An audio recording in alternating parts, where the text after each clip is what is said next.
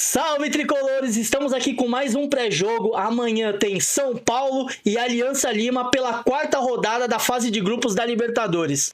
A expectativa amanhã é de mais uma vitória tricolor. O São Paulo é líder do grupo da Libertadores com 7 pontos. E a expectativa nossa é que venha mais uma vitória aí pra gente manter essa sequência boa aí que a gente tá tendo na Libertadores. Roberto, quer fazer as suas considerações já para a partida de amanhã? Vamos lá. E aí, galera? Sejam bem-vindos. Vamos lá. As expectativas são as melhores possíveis, né? A gente tem que destacar a invencibilidade do São Paulo na Libertadores, né? Com o Zubeldia. E vai para 12 jogos amanhã, com fé em Deus. Né? Eu acredito muito no time. Acredito que o time, quando é jogo grande, o time rende muito mais. Né? E eu trouxe também alguns destaques, como o que a gente vai abordar amanhã, tanto na live de hoje quanto amanhã, que são os destaques da venda, as possíveis vendas do Antony e do Sara, né, que vão render o dinheiro para o São Paulo, que está precisando, e também a entrevista do Casares, que repercutiu muito, e a gente vai repercutir aí. Perfeito, perfeito. Eu tô um pouco empolgado aí com a partida, muito pela volta do Pablo Maia, que amanhã estará relacionado depois da cirurgia no tornozelo, na contusão que ele sofreu na partida contra o Novo Horizontino. Uma volta que surpreende, porque a expectativa de volta dele aí era para o segundo semestre, e esse cara é um trator que já voltou. Ano passado também ele teve uma lesão grave, voltou antes da expectativa, já estava na pré-temporada com o time, teve mais uma lesão grave, né, com uma expectativa longa para retornar, e já retornou. Então, assim, já empolga. Temos a volta também do Arboleda, que também ficou fora nesses últimos jogos por conta de uma sobrecarga muscular. Então, assim, aos poucos aí o elenco vai ganhando força. O Lucas já voltou no final de semana. Então, assim, a tendência amanhã já é um time mais forte e para as próximas rodadas. O que você tem a dizer, Vinícius? Sem dúvida, a expectativa é muito, muito alta para amanhã, né? São Paulo vem fazendo aí uma boa Libertadores, né? Inclusive até nos jogos fora de casa, né? E esse elenco mais encorpado, a tendência é o time melhorar cada vez mais, né? Então tem a volta do Lucas, não sabemos ainda se vai ser titular ou não, mas já é um baita reforço até pro segundo tempo, visando ali um jogo mais reativo, de contra-ataque, né? A Arboleda também é muito importante, essa questão de bola aérea, ele faz muita falta. A gente não tem nenhum jogador com a bola aérea do Arboleda, né? Ele peca um pouco na saída de jogo ali, mas a bola aérea dele é muito forte, então nesses jogos também é muito importante, né? Então a expectativa é muito alta aí pra gente conseguir essa vitória amanhã e já basicamente aí classificar, já garantir a classificação aí para a fase de grupos aí, né? Então, vamos para cima aí. É um jogo difícil, né? O Aliança vem surpreendendo essa Libertadores. Eu esperava mais dificuldade com o Libertad do que o próprio Aliança, mas a expectativa é alta. São Paulo tem camisa pesadíssima em Libertadores e está invicto, inclusive, já, igual o nosso amigo Roberto citou aí, 12 jogos. Então, vamos para cima aí, tricolor. Uma observação que eu lembrei agora, a partida do final de semana, o Alianza Lima perdeu de 1-0. Vocês sabem de quem foi o gol do Cienciano? Não. Do Cuevadinha. É verdade. Eu vi uma reportagem que o Cueva fez o... Nosso garoto Itaipava fez o gol da vitória no final de semana. Mas assim, mas voltando em relação à partida, uma coisa que eu tô empolgado é que, assim, hoje a gente tem a segunda melhor campanha da Libertadores. Só tá atrás do Palmeiras, que está 100%. Então, uma vitória amanhã contra o Alianza Lima aumentam as chances da gente ser a segunda, no máximo, no mínimo, a segunda melhor campanha da fase de grupos, que aí resultaria aí, no máximo, a gente jogar fora só contra o Palmeiras e a final que é em campo neutro. Então, eu acho que é bem importante. Eu acho que a partida de amanhã a gente Eu acredito que a gente já está classificado, né? Não vou ser, como que fala? Colocar, dedos, não, vamos, ainda não acabou. Não, a gente já está classificado, já estamos. Agora é saber qual é a nossa colocação na classificação geral. E aí a partida de amanhã é isso. Se for uma vitória, a chance da gente conseguir embalar e terminar com a primeira fase perdendo só 2 pontos, né? Que foram aqueles 2 pontos no jogo do Morumbi, é muito grande e importante para a sequência do campeonato. Certeza.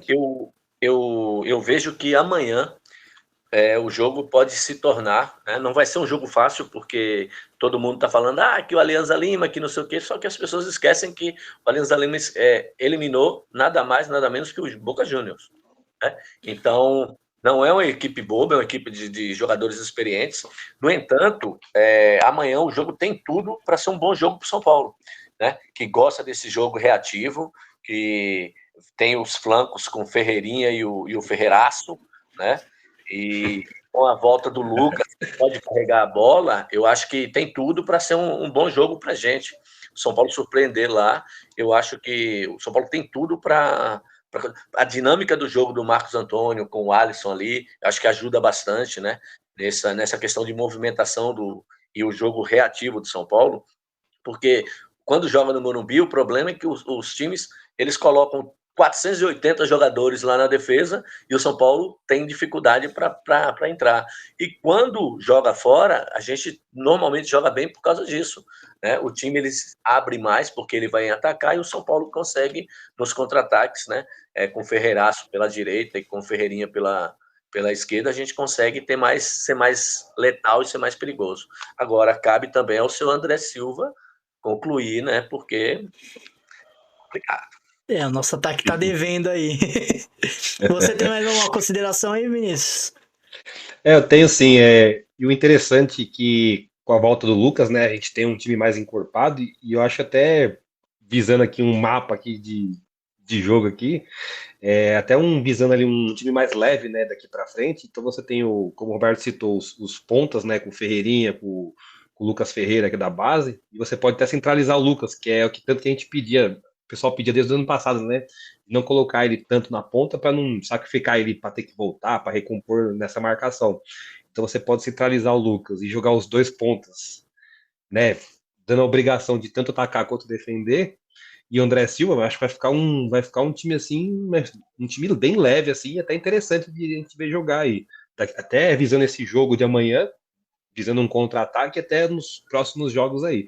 E também a linha de defesa acho que me agrada bastante, voltando aí o Arboleda com o Alan Franco, o Enzo Dias, que é um muito bom marcador, e o Cedric também, que é um cara experiente, marca bem. Então, assim, é um time assim, com esses jogadores voltando aí, vai ser um time bem interessante pra gente ver aí ao restante da temporada aí.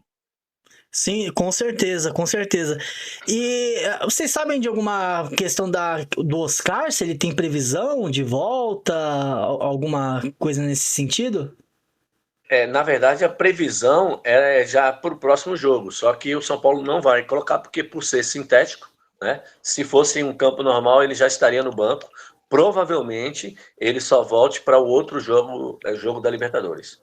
Ele Perfeito. já está em processo final de recuperação, né? A previsão era para sexta-feira, para o próximo final de semana, perdão, contra o Palmeiras. Só que vai ser lá em Barueri, que também é sintético, e aí provavelmente nem ele nem o Lucas joguem. Perfeito. Porque eu acho que também seria uma volta importante e ver, né, como que o Zubeldia vai armar. Eu acho que, inclusive, quando o Oscar voltar, a gente vai ganhar né, mais uma opção e variação tática, porque, por exemplo, jogando com os 3 zagueiros, a gente, por exemplo, numa partida em casa, no Morumbi, do Campeonato Brasileiro, que você vai enfrentar uma equipe tecnicamente mais fraca, que vem fechada, a gente pode até abrir mão dos laterais e vir com o sistema de 3 zagueiros e aberto, por exemplo, o Lucas Ferreira e o Ferreirinha nas alas, com o Lucas, Oscar e André Silva mais centralizado, o Lucas flutuando, não sei. Seria até outras opções aí que a gente poderia ter. Não sei o que vocês acham. É uma opção bem ofensiva, mas assim, dependendo da situação que o jogo tiver, né, é uma possibilidade. Mas acho que para início de jogo eu já acho que já é um pouco mais complicado, né? Porque aí perde muito a força de marcação, que aí é o que os times querem, né? É um time chamando o adversário para poder ter campo e atacar e fazer um gol e se fechar lá atrás, né? Mas é uma possibilidade, sim, de esquema tático, né? Acho que você citou um ponto muito importante, que é essa questão de ter variações táticas, né? Você tendo esses jogadores retornando para o time, então você tem várias formas de jogar, né? Você tem uma linha de quatro, você pode pôr três zagueiros e pôr alas, você pode pôr 4-4-2, você pode ter um leque de opções. Então, assim, esses jogadores estão voltando na hora que a gente está exata mesmo, que é essa sequência forte que a gente vai ter de vários jogos em sequência aí. Sim, além da sequência de jogos agora que a gente vai ter e precisa deles, também vai ter a pausa para poder ajustar a casa. Então, o Zubeldia vai fazer os testes jogando e depois ajustar aquilo que não encaixou, vai ter o tempo da parada para ajustar. Bom, eu não, né, sou um cara que sempre fui muito crítico do Zubeldia, né? A gente lá no grupo já teve altos debates, né, em relação a isso. Mas eu confesso, cara, que eu tô bem otimista. Eu tô achando que eu tô vendo evolução. Repito, né? A gente sabe que tem muita coisa para evoluir, mas o time vem se mostrando um time cascudo. E eu acho que para as Copas isso é importante. O brasileiro a gente sabe que infelizmente a gente não tem elenco para disputar o título do Campeonato Brasileiro, né? A gente falta número de jogador mesmo, né? O nosso elenco é mais reduzido. Mas para as Copas, eu acho que a gente tá muito forte, tá embalado, e desde o ano passado, né? Eu sei que foi frustrante, principalmente a eliminação da Copa do Brasil. Na Libertadores nem tanto, que né, teve um jogo, dois primeiros tempos muito ruins, mas a gente teve dois segundos tempos bons que poderiam ter dado uma classificação pra gente. Na Copa do Brasil, que eu acho que foi a frustração, porque a gente fez os dois jogos muito ruins, né? Aí não esqueça que tem a questão da morte do esquerdo lá, que abalou o time, né? Isso as pessoas desconsideram isso, mas, pô, se nós que somos torcedores, a nossa vibe, nós comentamos no grupo que nossa vibe não tem como, cara, é um ser humano. Sim. A nossa vibe foi lá para baixo. Imagina o cara que viu um colega de profissão morrer em campo, cara. Sim. Não tem como você deixar de avaliar isso, sabe? Quando eu vejo a galera comentando, foi eliminado pelo Atlético Mineiro, que não sei o que jogando mal, não sei o que, cara, você desconsiderar isso, no mínimo você, sabe? Então... Sim. Não, concordo. Mas é isso, eu acho que assim, a expectativa é boa, o trabalho vem demonstrando uma evolução e assim, no final do ano, se a gente tiver aí comemorar um título, apesar de todas as críticas que a gente faz à diretoria, dessa vez a gente vai ter que elogiar, porque eles foram contra tudo e contra todos, porque o que tinha de gente, eu era um, né? Mas se você pegasse os movimentos na internet, o que tinha de gente, né, pedindo a cabeça do treinador e bancar o técnico, aí a gente vai poder também dar um mérito aí pro senhor Casares, porque realmente... E o Belmonte. Belmonte não tem mérito algum, não. Eu acho que... Não, mas com certeza, acho que assim, aí a gente pode elogiar, porque eu, né, como torcedor, na paixão ali, a gente, né, fica nervoso com os resultados ruins, pedi muito a cabeça, como muita gente, e nessa hora você precisa ter frieza e, assim, não dá a gente não consegue bater na tecla que foi convicção, né? Que foi convicção do trabalho. Às vezes a gente não sabe qual foi o motivo, mas se colher os frutos a gente vai ter que elogiar no final do ano, porque pelo menos na minha boca o Zubeldia vem calando aí nesses últimos jogos, apesar dos resultados não terem sido tão positivos, alguns empates, né? Mas vem calando minha boca com né, demonstrando a evolução no trabalho. E aí a gente entra na questão da entrevista do Casares, né, que você falou aí. Ele falou muito bem, falou sobre isso, né? esqueceu de citou todos os outros os treinadores antepassados aí, que passou pelo São Paulo recentemente, e não citou, curiosamente, não citou o Carpineiro. Então, ou o Carpinteiro, sei lá como vocês chamam. Então, assim, uma coisa, né, ficou na entrelinha ali. Eu não sei se vocês... Eu assisti a esse corte e revi, né, umas 2 vezes e falei, não, será que ele... E, assim, pareceu que ele não quis citar. Pelo menos foi a minha impressão. Eu posso estar viajando, mas a minha impressão é que ele não quis realmente citar o Carpini. Mas, enfim, e eu acho que essa entrevista ele vai dar o que falar, porque demorou para o Casares se manifestar, né? Eu acho que demorou bastante. Ele precisa aparecer, ele prometeu isso na campanha. Ele prometeu que ele iria ter um contato direto com o público, e o contato dele está sendo via Instagram, e assim, bem esporádico, né? O que o torcedor quer saber, ele não está fazendo.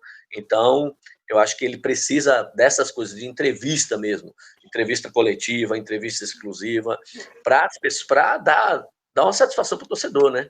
Então, que ele prometeu isso, que é uma promessa de campanha. Assim, nas questões de promessa de campanha tem muita coisa aí, principalmente em relação à transparência que a gente não tá tendo, porque, assim, decisões, né, errar em decisões faz parte do processo. O maior problema para mim é a falta de transparência, a gente não entender o que tá acontecendo e por que está acontecendo. Então, assim, e isso é uma das coisas que mais pega. E a maior crítica a ele e a gestão dele é essa. Porque a cada ano a nossa dívida aumenta, a cada balanço sempre fechando no vermelho, sempre déficit atrás de déficit, e você não tem uma explicação, você não tem nada esclarecendo, ou pelo menos mostrando, olha, a gente fez uma aposta aqui, aumentou a dívida, mas agora a tendência é diminuir porque tem isso para entrar. Não, nada disso, né? A gente sempre contando com venda de jogadores para poder fechar a conta. E, na verdade, a venda de jogador deveria ser um plus. Deveria ser algo para reforçar o nosso caixa e não para fazer a gente fechar as contas. Sem dúvida. Essa questão aí do Casares a principal é a falta de transparência, né? Ele se esconde muitas vezes, em muitos momentos, né? Ele só aparece parece aquele torcedor modinho, só aparece na hora boa, né? Na hora que o time tá ganhando, ele dá entrevista, é Instagram, é Store. Na hora que perde, ele some, aí não dá entrevista. Ele fecha até comentário, tipo assim, uma postura lamentável, sabe? Então tem muita coisa aí para ser explicada, e a principal que é a transparência, né? Então eu acho que essa entrevista foi boa mesmo, tem que vir a público, tem que falar o que está acontecendo, para o torcedor entender, para a gente saber qual que é a realidade do clube, né? Mostrar o que está sendo feito, o que vai ser feito daqui para frente, qual que é a nossa projeção. Então, tudo isso ele tem que pôr a cara para bater, né? Então, tem muita coisa para melhorar. Por exemplo, tem essa questão da dívida que vocês citaram, tem até mesmo o sócio-torcedor de São Paulo não evolui em nada, né? Foi uma das pautas dele aí, da campanha, melhorar o sócio, aumentar o número, e se você vê, o sócio de São Paulo está estagnado há anos, não tem melhoria nenhuma. Os números não aumentam, fica ali naquela faixa há anos, tá a mesma faixa de torcedores sócios, porque não é atrativo, né? Não é atrativo hoje em dia. O único atrativo que você tem do sócio é você conseguir ingresso mais rápido. De resto, não tem atrativo nenhum. Você tem o desconto lá, mas às vezes, dependendo do plano que você tem também, já não consegue ingresso. Teve aquela época da Copa do Brasil, da final, que tinha cara que tava assinando só para poder pegar o ingresso, e aí tinha cara que tinha mais de anos de sócio, não conseguiu comprar ingresso. Então, assim, esse sócio de São Paulo, sócio torcedor de São Paulo é horrível, horrível. Então ele tem que melhorar isso também, porque isso é uma fonte de renda para o clube. A gente poderia ter... Olha o tanto de torcedor que vai no Morumbi, né? Poderia ter muito mais sócio e tá parado. Então, assim, muitas coisas para melhorar aí. Exatamente, não, exatamente. E esse ponto que você colocou do sócio, até que eu ia falar. Tá estagnado o número, e tem picos são quando tem aqueles jogos que você não vai conseguir ingresso, aí um monte de gente assina, então sobe o número de sócios, mas acabou aqueles jogos, já despenca que o pessoal já cancela na sequência, que é justamente por isso, você não tem atrativo, nem o sistema de preferência é bem feito, porque, por exemplo, você pega outros sócios torcedores aí de outros clubes, você até não tem também muitos benefícios, né, que faça valer a pena, mas o sistema de preferência de ingresso obriga o cara a estar amarrado no sócio torcedor e comprando ingresso constantemente, porque senão ele não vai ter a preferência.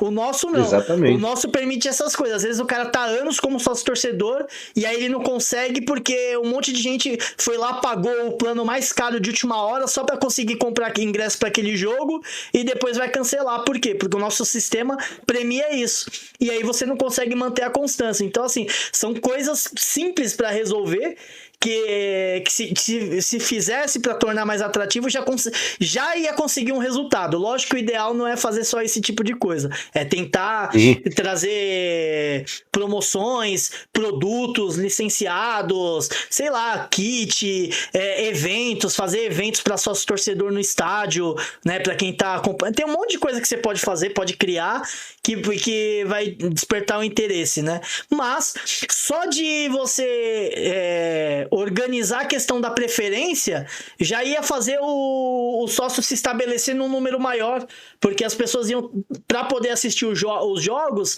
ia se manter lá. E querendo ou não, a gente tem, nesses últimos anos aí, a gente está disputando. A gente disputou final praticamente todo ano. A gente disputou em 21, a gente disputou final em 22, disputou final em 23 e disputou final em 24. Né, em 24 foi a Supercopa, a única final, mas chegou em quartas de final de Libertadores, de Copa do Brasil, então a gente tá chegando, a gente tá nas disputas, né, mesmo com os problemas financeiros, né, que a gente vem sofrendo. Então, é questão de organizar mesmo esse sistema, só que parece que ninguém enxerga, tá tudo largado às moscas, só pensa na parte política, na reeleição, já estão lá, já tá todo mundo trabalhando na próxima eleição, no sucessor, e esquece de olhar pro clube, cara. É uma situação complicada. Mas pra gente não se estender muito, porque senão a gente vai e acaba saindo um pouquinho também do foco, acho que é isso. A gente vai tratar mais no pós-jogo, a gente pode até fazer outras lives também para falar desses assuntos especificamente, né, sobre essas questões do que pode ser feito pro São Paulo melhorar. A gente pode abrir uma live para debater esses assuntos. Mas aí é isso, amanhã a gente vai trazer mais detalhes dessa possível venda do Antony e do Sara. O Antony para o Atlético de Madrid que daria para o São Paulo 16 milhões e o Sara para o City, que renderia 13 milhões ao São Paulo. Tem também a questão do possível amistoso contra o Barcelona ano que vem. Mas aí esse daí é assunto que a gente traz amanhã, então quero agradecer aí o pessoal que vai acompanhar a gente. Agora os pedidos de praxe, pedir para se inscrever no canal, pra gente é importante, inclusive pra gente poder abrir live ao invés de estar sempre gravando e postando depois. A nossa ideia, nós somos 3 torcedores apaixonados e queremos compartilhar a nossa paixão com vocês, né? Trazer um pouco aí do São Paulo no dia a dia. A gente sabe que é desgastante acompanhar a mídia tradicional, então às vezes é melhor a gente ouvir nossos pares que pensa como a gente, que às vezes não pensa igual, né? A gente discorda em muitas coisas, mas a gente tem o mesmo sentimento, que é o amor ao São Paulo Futebol Clube. Então sejam bem-vindos aos novos, quem já está acompanhando a gente aí, obrigado, né, por estar acompanhando, e é isso aí. É isso aí, galera. A gente tá aí e a gente conta com o like de vocês. Se inscrevam no canal, compartilhem os vídeos para a gente poder divulgar mais o São Paulo e falar sobre o São Paulo, que é delicioso. Nunca é ruim falar sobre o São Paulo. Verdade. Agradecer aí a todos aí que já vem seguindo a gente aí, o pessoal ajudando a gente aí a seguir, a gente vai trazendo mais conteúdo, e aqui é bate-papo de torcedor, a gente até brinca aqui, é nossa mesa redonda aqui de torcedor, né? Então a gente está aqui no espaço mesmo, que é para discutir sobre o São Paulo, é passar raiva, é discordar, é bate-papo de torcedor, bate-papo de boteco, bate-papo raiz. Então é assim que a gente vai tocar os vídeos aí. Logo, logo, se Deus quiser, já vai estar com a transmissão em live também, dá para a galera interagir com a gente. E é isso. E só agradecer aí a todos aí pelo apoio aí, pelos likes, por estar seguindo o canal, né? Muito obrigado aí. E a gente vai vir aí em breve com uns shorts aí legal pra galera curtir, com notícias, com curiosidades sobre São Paulo aí. Vem novidades por aí, vem novidades e boas. Com certeza, a ideia é trazer muito conteúdo aí sobre o nosso São Paulo, não só atual, mas como histórico também, porque o nosso clube é um clube de história, não é clube que nasceu agora, a gente já tem muita história aí, então a ideia é essa, é trazer um pouco também da história do nosso clube. É isso aí, gente, tamo junto e vamos São Paulo! Abraço!